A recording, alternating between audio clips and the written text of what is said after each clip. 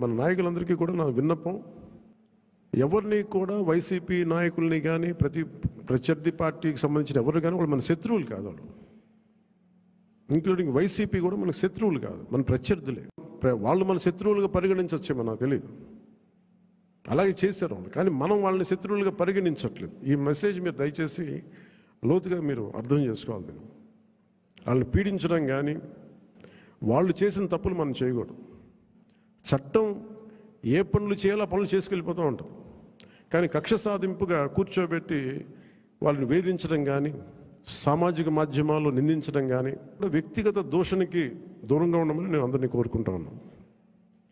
ఈ వీడియో కానీ మీకు నచ్చినట్లయితే లైక్, కామెంట్, షేర్ చేయండి. మరిన్ని అప్డేట్స్ కోసం సబ్స్క్రైబ్ చేయండి.